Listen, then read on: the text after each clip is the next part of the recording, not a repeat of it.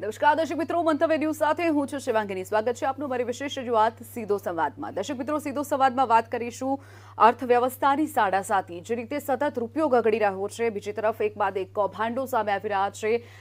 LICની વાત કરીશું. આ તમામ મુદ્દાઓ પર ચર્ચા કરીશું અને ભારતમાં જે રૂપિયો ગગડી રહ્યો છે અને ડોલર સતત ઊંચો જઈ રહ્યો છે, તે બધાની પાછળ ખરેખરમાં મોંઘવારી તેના લીધે જ વધી રહી છે.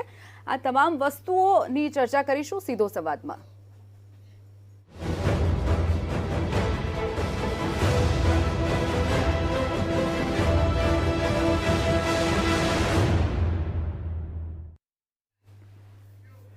તો દર્શક મિત્રો, આજ મુદ્દા પર ચર્ચા કરવી છે કે અર્થવ્યવસ્થાની સાડાસાતી, જે રીતે રૂપિયો સતત ગગડી રહ્યો છે, આ તમામ મુદ્દાઓ પર ચર્ચા કરીશું. ગેસ્ટ પેનલ પર નજર કરીએ એકવાર.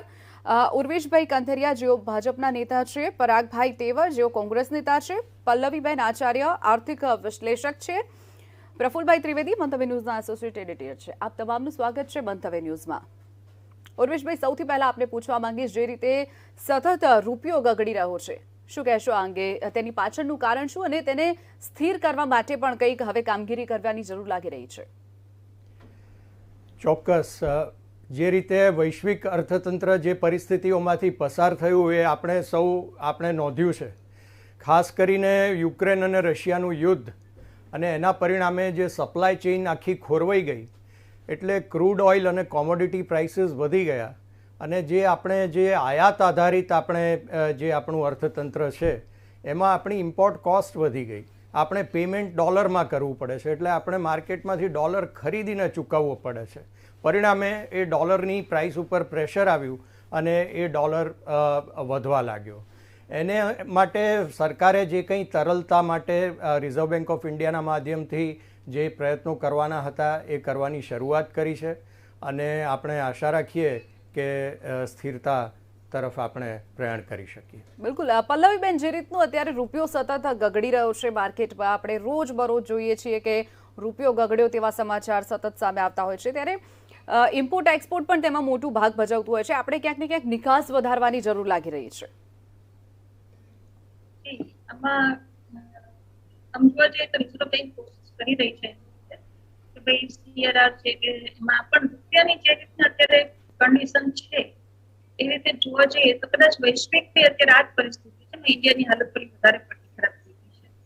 હવે આમાં થશે શું કે જેમ જેમ રૂપિયાની કિંમત ઘટતી જાય છે એમ એમ ઇમ્પોર્ટ એક્સપોર્ટ પર પણ ખરેખર અસર પડે છે. આજે જ્યારે તમે કોઈ વસ્તુ ઇમ્પોર્ટ કરો છો ત્યારે ડોલર હાઈ હોવાથી we have to pay much મોર.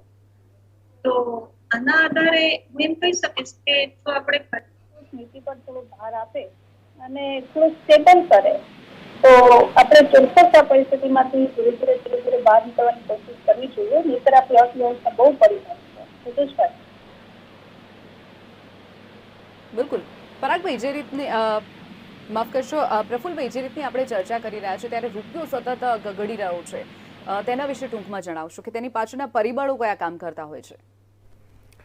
જે આગળ ઉરેશભાઈએ કહ્યું એમાં લગભગ બધા પરિબળો આવી જ જાય છે કે આપણે બહારથી જે ઓઇલ ખરીદવાનું હોય છે ત્યાં આપણે ડોલર ચૂકવવો પડતો હોય છે. હવે $1 છે ને એની કિંમત અગાઉ 60 થી 65 રૂપિયામાં $1 મળતો હતો, હવે વધીને હવે $78 થઈ ગયા છે. એટલે આપણે જે રૂપિયો છે એ એકદમ ડોલર સામે ગગડી ગયો છે. અગાઉ જ્યારે ડોલર ગગડ્યો હતો કોંગ્રેસની સરકારમાં, ત્યારે ભાજપના એવા આક્ષેપો થયા હતા કે ભાઈ આપણો જે રૂપિયો છે કોઈ કાગળનો ટુકડો નથી, એની સાથે આપણા દેશની શાન અને બાન સંકળાયેલી છે, એટલે જ્યારે રૂપિયો ગગડે ત્યારે દેશની શાન પણ ગગડે છે. આ તો જો કે રાજકીય નિવેદનો થયું, પરંતુ જ્યારે રૂપિયો ગગડે છે ત્યારે અનેક પ્રશ્નો આયાત નિકાસના આપણા દેશની અંદર ઊભા થાય છે. ચોક્કસથી. પરાગભાઈ, જે રીતે આપણે વાત કરીએ 1933ની, ત્યારે રૂપિયો અને ડોલર સમાન હતા, પરંતુ ત્યાર પછી ડોલર ઉપર જ વધતો ગયો અને રૂપિયો સતત ગગડતો ગયો. એટલે આ તમામની પાછળ પરિબળ શું માનો છો પ્રજ્ઞેશભાઈ?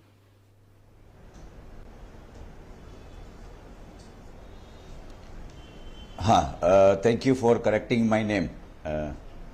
સૌપ્રથમ તો આપણે વાતની શરૂઆત કરી 1933થી, ઉર્વેશભાઈએ જે વાત કરી, પ્રફુલભાઈએ જે વાત કરી ને પલ્લવીજીએ જે વાત કરી, એના પહેલાંની આપણે જો જોવા જઈએ તો અત્યારે આપણે હાલની પાછલા એકાદ વર્ષની પરિસ્થિતિને મૂલવવા નથી બેઠા. ઓવરઓલ આપણે જોવું જોઈએ પાછલા 7 થી 8 વર્ષ 7.5+ વર્ષનું મોદી સરકારનું શાસનને જોવું જોઈએ.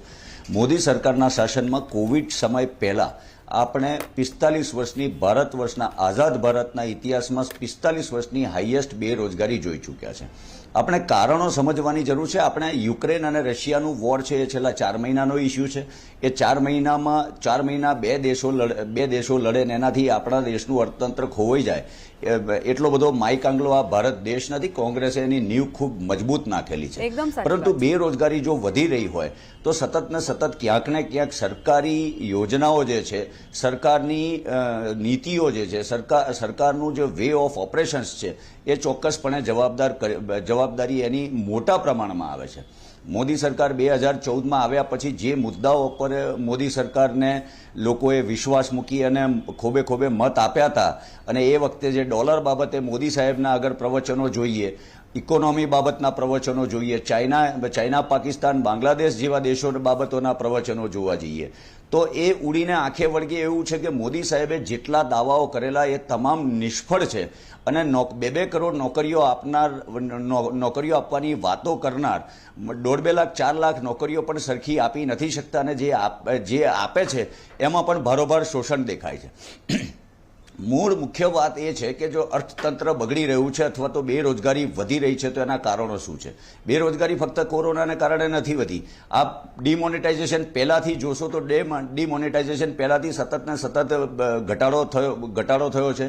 કોર સેક્ટરના ડેવલપમેન્ટ રેટમાં ઘટાડો થયો છે, અને કોર સેક્ટર કોઈ પણ દેશના કોર સેક્ટરના ડેવલપમેન્ટમાં પર્સન્ટેજ રેશિયોમાં જો ઘટાડો થતો હોય તો એની સીધી અસર નીચે જમીની સ્તરે નોકરીઓ ઓછી થવા પર જ પડે છે. કોર સેક્ટરમાં સિમેન્ટ આવી જાય છે, ઇલેક્ટ્રિસિટી આવી જાય છે, કોલ આવે છે, માઇનિંગ આવે છે, શિપયાર્ડ્સ આવે છે, પોર્ટ્સ આવે છે, lot of things are coming.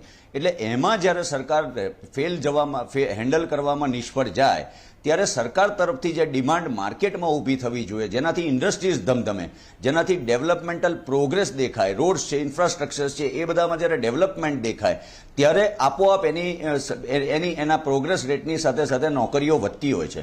પરંતુ આ સરકાર ફક્ત હેડલાઇન મેનેજમેન્ટની સરકાર છે. વાતો કરવાની અને જે મૂળ મુખ્ય મુદ્દાઓ છે એમાંથી ડિવર્ઝન અને ડેવિએશન કરવા સિવાય આ સરકાર પાસે કોઈ કામ નથી. ડિમોનેટાઇઝેશન થયું એનાથી હજારો લાખો કરોડોની સંખ્યામાં નોકરીઓ ગઈ. એમાંથી જ્યાં સુધી સંભાળીને હજુ બહાર આવે, જનતા મહેનત કરી પોતાના સ્વબળે મહેનત કરે, આગળ ધપવાની કોશિશ કરે, સાચા ખોટા સરકારના નિર્ણયોને પણ જોડે રહી અને સાથે વળીને આગળ વધવાની વાત કરે, ત્યાં બીજું જીએસટીનું લેબલ મારે. જીએસટી જે બાકી હતું તે જીએસટી એ પૂરું કર્યું. ત્યારબાદ જે સરકારના ઐતિહાસિક ભૂલભર્યા નિર્ણયોની પરંપરા જે રહી છે એને કારણે ભારત દેશની, અને મારે ખાસ કરીને આપના માધ્યમથી જનતાને પણ સવાલ પૂછવો છે, 75 વર્ષનું ભારત દેશનું મજબૂત અર્થતંત્ર એ કોઈ 2 દેશ લડે ને 4 મહિના માટે લડે એનાથી આપણે એટલા બધા માયકાંગલા નથી કે આપણે આ દેશની કરોડો અબજો રૂપિયાની અસ્કયામતો વેચવી પડે. 70 વર્ષમાં કોંગ્રેસે LIC બનાવ્યું, IOCL બનાવ્યું, HPCL બનાવ્યું, જે પણ મોટા અસ્કયામતો બનાવી ઊભી કરી, કરોડો અબજો રૂપિયાની અસ્કયામતો ઊભી કરી, આ સરકાર એને વેચી અને કયો પ્રોગ્રેસ બતાડી રહી છે એ મારા તો સમજની બહાર છે ને જનતાને પણ કદાચ સમજમાં નહીં આવતું હોય તો અને છતાંય નોકરીઓ ઓછી પડે છે, છતાંય નોકરીઓ ઓછી થાય. બેરોજગારીથી કરી જે આપણે સેકન્ડ હાફમાં એની ચર્ચા કરવાના છે. ભારતીય જનતા પાર્ટી જે પ્રમાણે પગલાં લઈ રહી છે, જે પ્રમાણે જી હું એને બેઝ સાથે કનેક્ટ કરું છું. હું એઝ અ બિઝનેસમેન હું એને બેઝ સાથે કનેક્ટ કરું છું કે બેરોજગારી છે તો કેમ છે, એના સરકાર એને માટે કેવી રીતે જવાબદાર છે, સરકારે એને દૂર કરવા માટે શું પગલાં લીધા. તો સરકારે ફક્ત વાતો કરી છે. 2014થી આપ જોશો તો સતત ને સતત નીચો ગ્રાફ જાય છે. 45 વર્ષની હાઈએસ્ટ બેરોજગારી, એમાં યુદ્ધો પણ આવી ગયા ને એ યુદ્ધો સમયમાં જેટલી બેરોજગારી નથી એટલી આજે અચ્છે દિન કહેવાતા અચ્છે દિનના સમયમાં બેરોજગારી જો જોઈ હોય તો ચોક્કસપણે એને માટે સરકાર જવાબદાર છે. અને સરકાર એટલા માટે જવાબદાર છે કે સરકારી ખરાબ નીતિઓનું આ પરિણામ છે. બિલકુલ. પ્રજ્ઞેશભાઈ, આપણે ઉર્વેશભાઈને સાંભળી લઈએ. જે ફર્સ્ટ હાફનો જે વિષય છે અર્થતંત્રની સાડાસાતી, બેરોજગારી પછીનો વિષય છે, એટલે ચોક્કસ એમાં આપણે ચર્ચા કરીશું. પરંતુ અર્થતંત્રની અત્યારની પોઝિશન શું છે એ દર્શક મિત્રો માટે, સમગ્ર રાષ્ટ્ર માટે, સમગ્ર જનમાનસ માટે ખૂબ જ અગત્યનો પ્રશ્ન છે. એટલે જે કોઈ અત્યારના જે કોઈ વિચારો આપણી સમક્ષ રજૂ થતા હોય, એ પ્રજ્ઞેશભાઈના વિચારો હોય કે અન્ય વિચારો હોય, એક અર્થતંત્ર અર્થશાસ્ત્ર એક એવો વિષય છે કે વિચારોનું એક મેઘધનુષ આકાર લઈ લે છે ખૂબ જ તરત જલ્દીથી. પરંતુ એમાં અમારો સબ્જેક્ટ ભારતીય જનતા પાર્ટીનો સરકાર તરીકે અમારી જવાબદારી એ છે, અમારું કર્તવ્ય એ છે કે એમાં સચ્ચાઈ શું છે એ લોકોને સમજાવવાની વાત છે. ઇકોનોમેટ્રિક્સ મારો સબ્જેક્ટ છે કે જે અર્થતંત્રને ગાણિતિક સ્વરૂપે જોઈ અને સચ્ચાઈની નજીક લઈ જાય છે.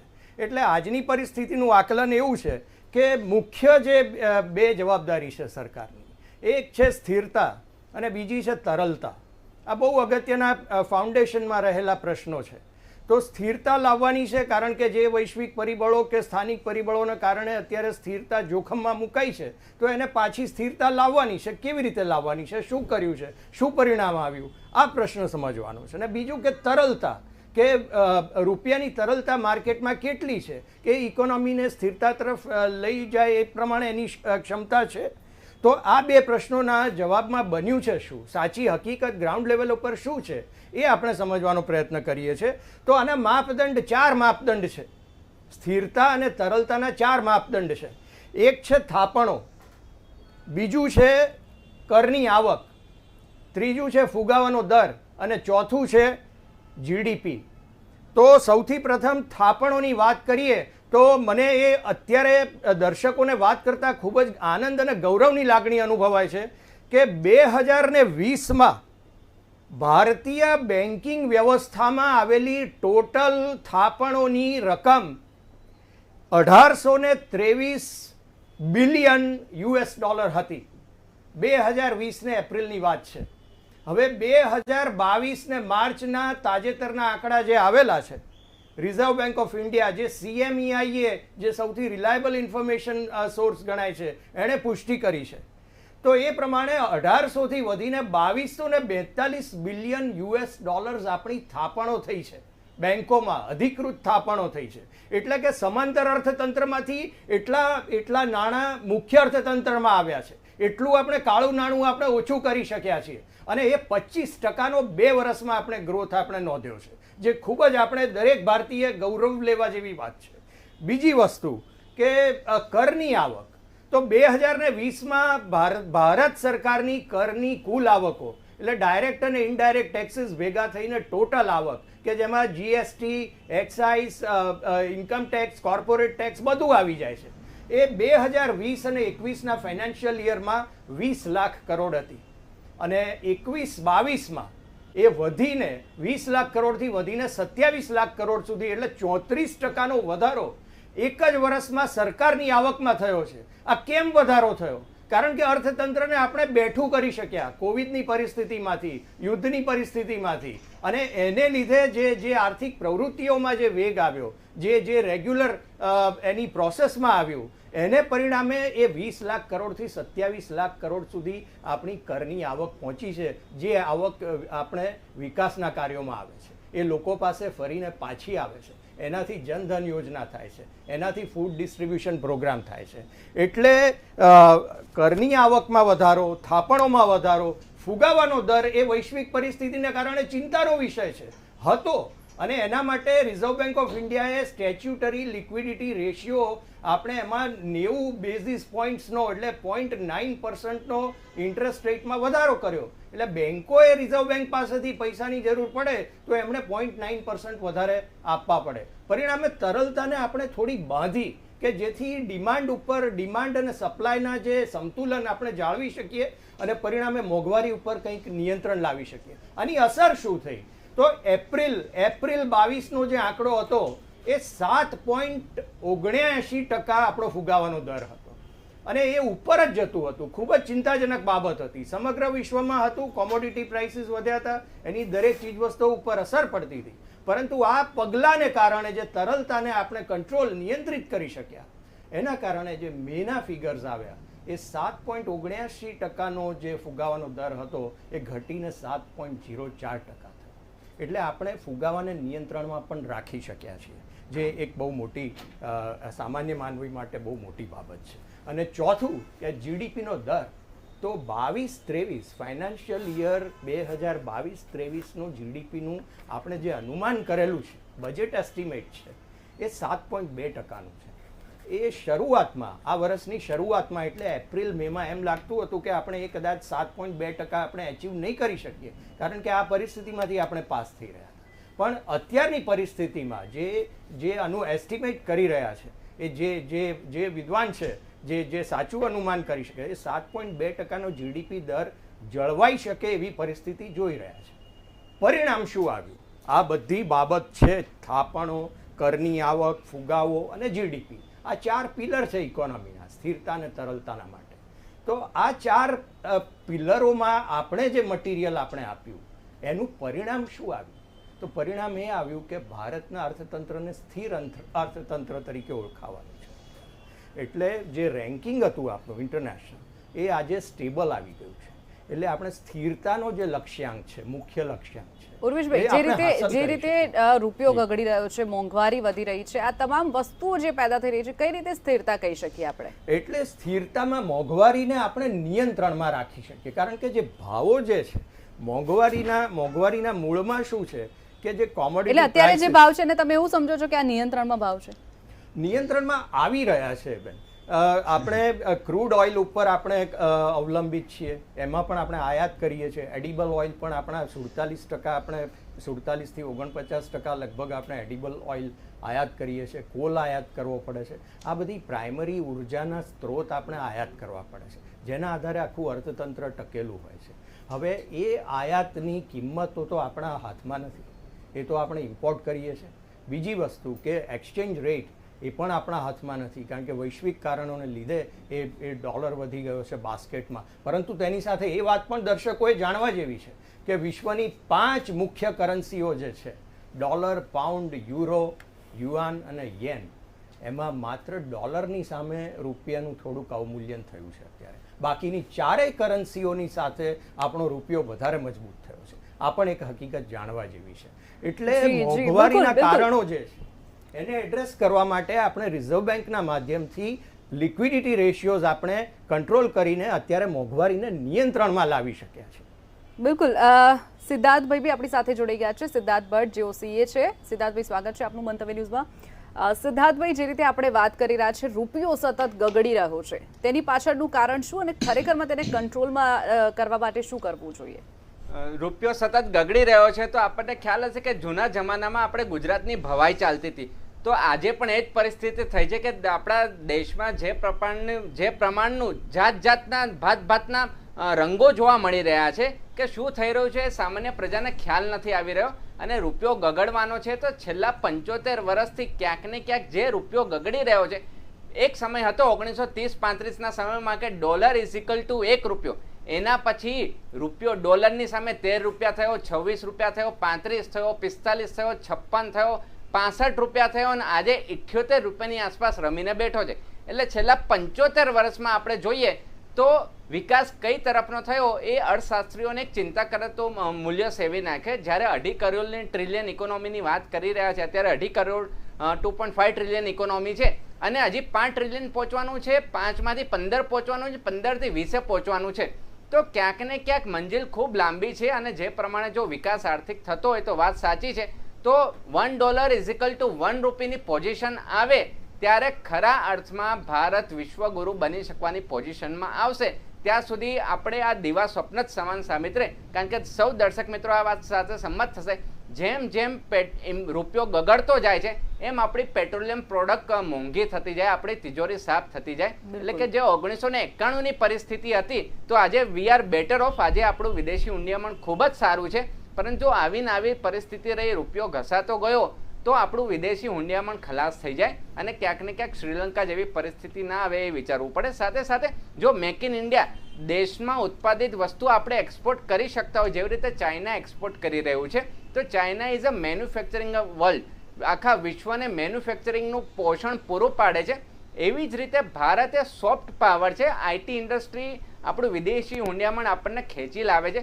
તો જો મેન્યુફેક્ચરિંગ હબ પણ બની જાય, એક સમય વિશ્વનો હતો, સૌ અહીંયા તજજ્ઞો મારી સાથે સંમત થશે કે ભારતનો ડંકો વાગતો હતો, સોને કી ચકલી, સોને કી ચીડિયા ભારત કહેવાતું હતું. એટલા માટે નહોતું કહેવાતું, એનું કારણ એ હતું કે વિશ્વ વેપારમાં ભારતનો હિસ્સો 25% હતો અને દબદબો હતો, એટલે જ કોલંબસ હોય કે બ્રિટિશ રાજ હોય તો એમને ભારતમાં પગ પેસારો એમને લાલચ જન્મી હતી, મુગલ રાજ હોય ગમે તે હોય.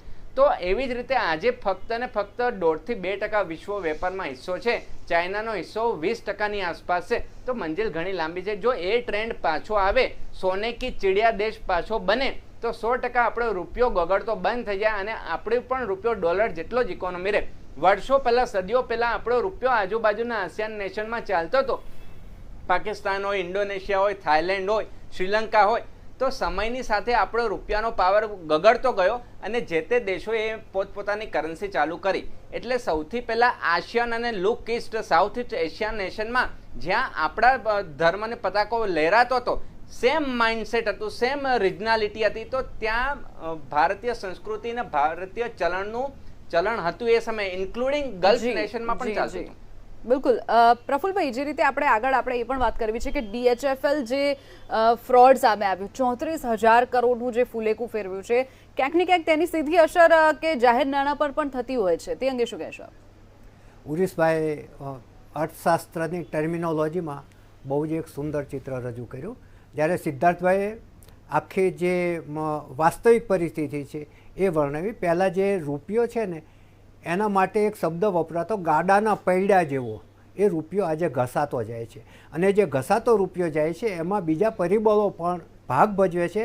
એમાંનું એક પરિબળ છે બેન્કો સાથેનો ફ્રોડ, જે તમે અત્યારે મને પૂછ્યું.